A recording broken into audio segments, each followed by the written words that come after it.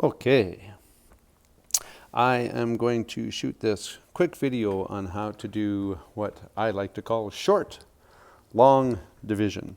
So for those of you who are doing pretty well with regular long division, there's another way to look at long division, and it's a way that will actually shortcut a lot of the writing. And what this involves is you being able to do some mental math. So before we get into the actual process, let's see if we can do this. So if I take the number 23 and I ask you, how many times does 5 go into 23? So you can use your multiplication tables for this. Ideally, try not to use a calculator because eventually we want this to become more of a mental math kind of thing. So if I know that 5, well, it goes into 20, it goes into 24 times, right? So 5 times 4 is 20. How many do I have left over? Well, if 5 goes into 24 times, that would give me 3 left over. Okay, let's do one more. If I know 3 is the number I'm trying to put in, how many times does 3 go into, let's say, 20? Well, and again, use your multiplication table if you need to, but 3 goes into 20. What's the closest I can get to 20 without going over? Well, 3 times 6 is 18. So if I have 3 goes into 26 times, that gives me how many left over? That gives me a remainder of 2. So 2 are left over. Okay, so if you can do that kind of math in your head or with a times table, you're actually ready to learn the shortcut to long division. Now, regular long division is confusing. It's actually the only algorithm that we take a look at, like for example, we would go 3 goes into 4, but that's not really a 4. Okay, this is in the 10,000ths place. So this is actually, we're saying, how many times does 3 go into 40,000? And it's the only algorithm where we look at numbers outside of their place value. Okay, so again, normally we would go like this. We would go, how many times does 3 go into 4?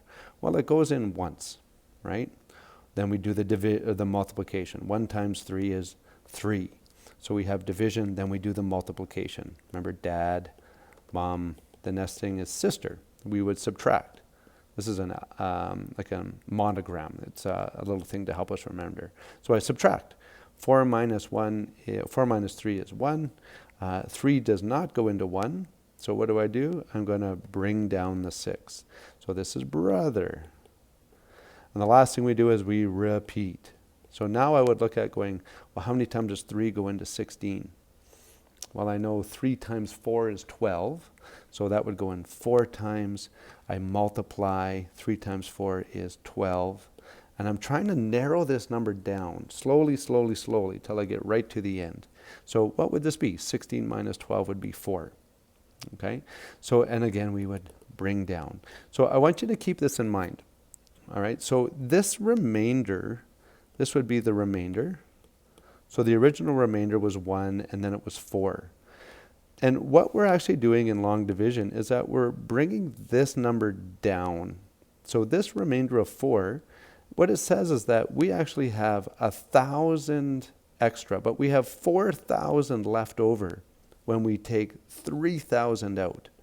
So really what we're doing is we're saying this 4,000, when we bump it down, that gives me 41 groups of 100. Okay? So that's why we do this algorithm in that fashion.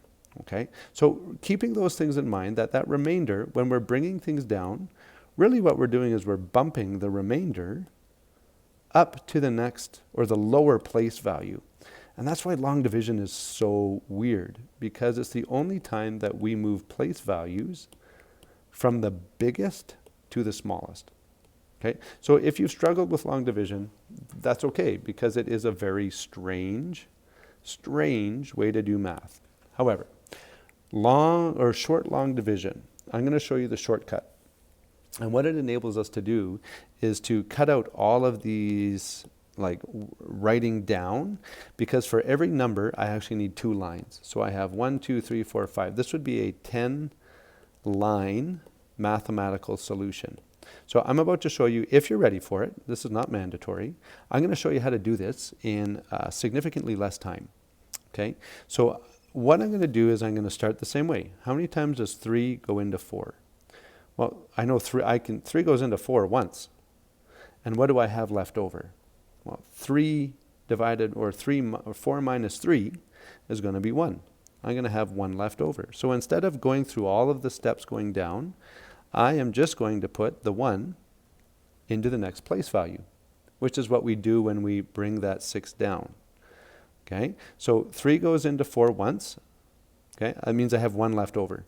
Now here we go again. How many times does 3 go into 16?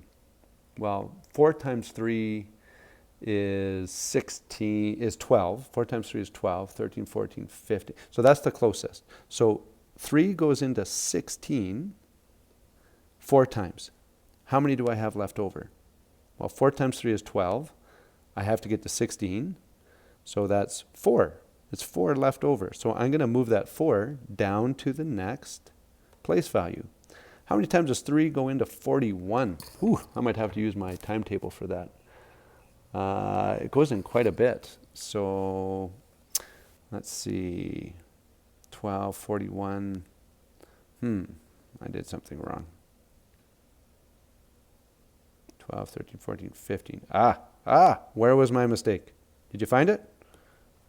See, I get that number doesn't make sense. Okay, so let's try this again. It actually goes in 5 times. Why? Because 3 times 5 is 15. That makes more sense. Okay, so now I get the 1 down here. Now it goes into 11. The reason I know this was wrong is 3 goes into 41 more than 10 times. You can never have that. Okay, so here we go. 3 goes into 11. This is the one I'm using. 3 goes into 11. How many times? 3, 6, 9. It goes in 3 times. 3 times 3, right? 3 times 3 is 9. So 11 minus 9 is 2. I have 2 left over.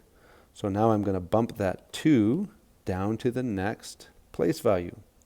How many times does 3 go into 22? Well, 3 times 7, according to my times table, is 21. That's pretty close. So if that's 21, how many do I have left over? I have 1 left over. What do I do with it? I bump it down. 3 goes into 11. Hey, I've already done this one. That goes in 3 times. 3 times 3 is 9. Uh-oh. What do I do? I'm going to add a decimal and a couple of zeros. Because now, I don't want any remainders. I don't want any fractions. So we're just going to keep going. So 3 times 3 is 9. I had 11 here. So I have to bump down how many? I'm bumping down 2. Now, 3 goes into 26 times. I know that for a fact. 6 times 3 is 18. So 20 minus 18 is 2. Here we go. Now this is what we're looking for. Because now 3 goes into 26 times. I get 2. So now I know I have a repeating decimal.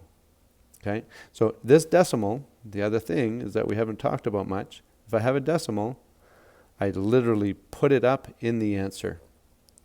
And as soon as I find the part of that number that repeats, I put a line over it, which means repeat.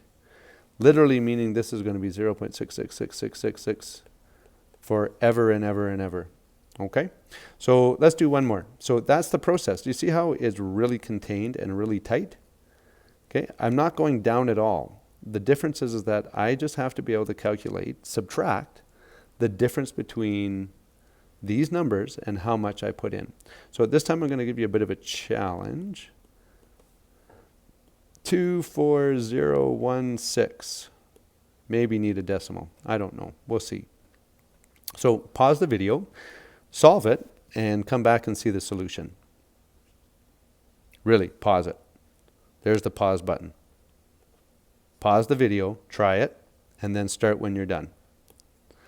All right, welcome back. So let's rock this. Now here's the trick.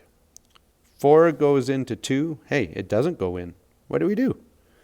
Put a 0 because it doesn't go in. Now my big trick with this is that if you put a 0 up there, we are now looking at the next two numbers. So I always teach students to underline those two numbers so we don't skip the 2. So now I'm going, how many times does 4 go into 24? If I look at my little timetable, 4 goes into 24 6 times.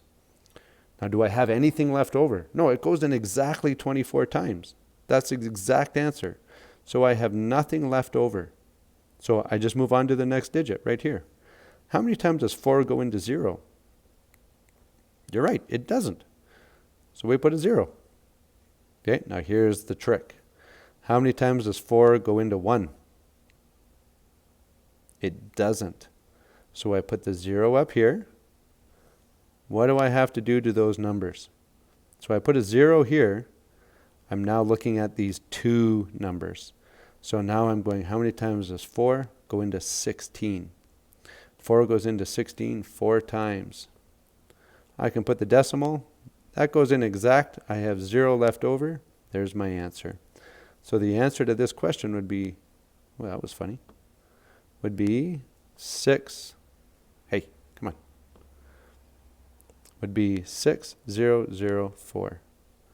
That was a tough one. Okay, let's do one more. And that way, hopefully, you can move on and do your work. Wrong button. Let's do a trickier one. Let's do 5 goes into 3, 4, 1, 2, 7. Now this one I know I'm going to have a decimal because it doesn't end in a 0 or a 5. So let's go. So again, if you want, pause the video, see if you can do it. Okay? Welcome back. For some of you, I know you didn't stop, but that's okay. So here we go. How many times does 5 go into 3? It doesn't. I need at least 5 for it to go into. So now I'm working on 34. Well, I know 5 times 6 is going to be 30, so that's the closest I can get. 6 times 5 is 30. What do I have left over? I have 4 left over. So notice how I just take the remainder and I bump it down to the next question. These little numbers actually serve as the tens place value when you're doing this. So now I'm going, how many times does 5 go into 41? Well, I know that 8 times 5 is 40, so it's going to go in 8 times. Wrong pen there. 8 times. 8 times 5 is 40. What do I have left over from 41? I have 1. So this is now a 12. I'll make that red just to make it a little easier. So now I have 12. 5 goes into 12 2 times. 2 times 5 is 10. I have 2 left over. 5 goes into 27. Well, 5 times 5 is 25. I need 27, so I have 2 left over. How many times does 5 go into 20? See that 20? So this is the number 20. It goes in exactly 4 times. Now I had a decimal there. What do I do with it? Put it in the answer. So the answer is 6825.4. There it is. Bring questions, ask me questions in private discussion if you're not sure how to do that. Other than that, I hope that helps you, and we will see you next week.